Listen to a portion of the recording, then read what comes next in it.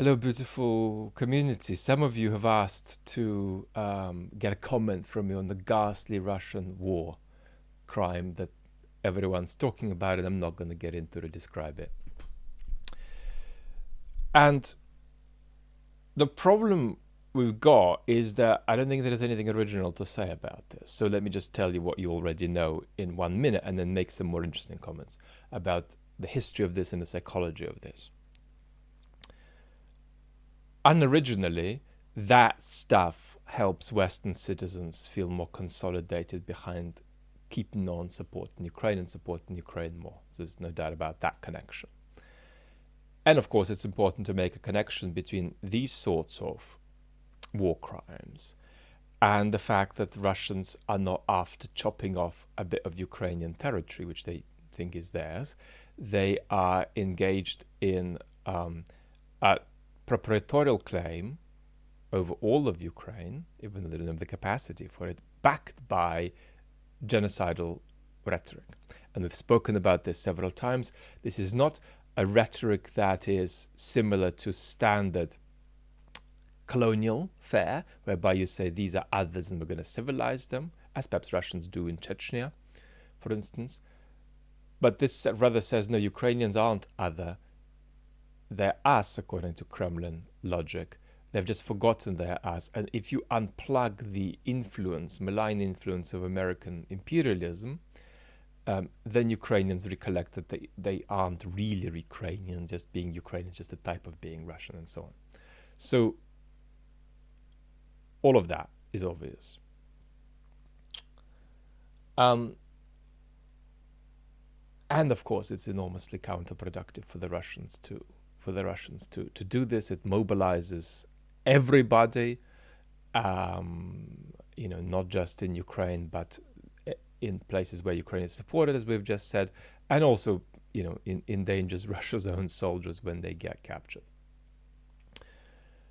Putting all of that aside, let's say a word or two about the history and a word or two about the psychology of this, and they're connected. I mean, there is a universal psychology of ghastliness that humans engage in war, but the trouble is that it can be inhibited or disinhibited depending on the level of cultural and institutional corruption, decay, degeneration, perversion. And all of these are really high in the Russian military. So historically, this is not remotely surprising. I caught a member of Memorial saying, I think yesterday, something tragicomic about this. Memorial is an organization that Putin banned about a few months before the war began. It's an organization founded in the 80s to investigate and recall the crimes of Soviet communism. And that man said, what's the only thing that's surprising about these images is how relatively less pixelated they are compared to what we may have had, for example, in the 90s. So there are continuities here with stuff in Syria, but there are also real continuities with stuff we saw in Chechnya in the 90s. And that's not just beheadings of Russians, it's beheadings by Russians. It's allegedly many beheadings by Russians. So there's a culture of very unlovely practices that are informally understood to be beyond accountability, that's sustained itself in that institution for quite a while. This is in no way an aberration or a surprise. And so all of these dreadful cultural and institutional things then liberate out a kind of universal psychology, universal features of psychology. And what are those?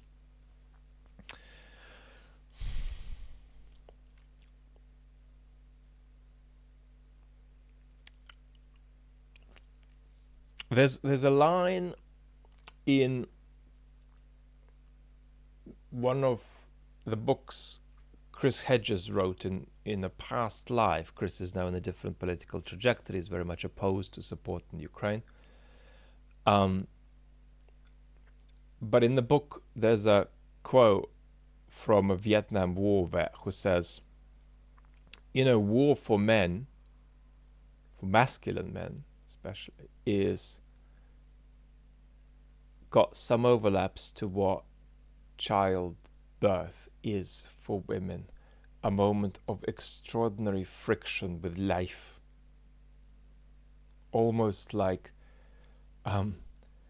looking under the carpet of existence.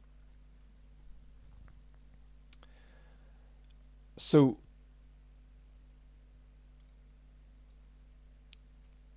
various kinds of instincts for power combined with this sense of coming into physical friction with the most basic things in the world, in the universe, is what gets us to the sort of stuff we've seen, recently in Ukraine, seen in many parts of the world in recent years, we've seen in Europe before, in Bosnia, and so on. So these instincts are universal, but only very degenerated social institutions liberate them. In the end, when the war goes long enough, any military will liberate them a little bit, but institutionally procedural, transparent, bureaucratically adequate militaries with cultures that are healthy don't do that. And in fact, even in some of the nastiest wars that were wrong or morally criminal, militaries, when they have been properly, in possession of a healthy culture, have behaved remarkably well. For example, sometimes not carrying out certain orders, even if they felt they were ethically unacceptable. There's history of this in Vietnam. So a war that contained war crimes, whether you take them in a legal sense or not.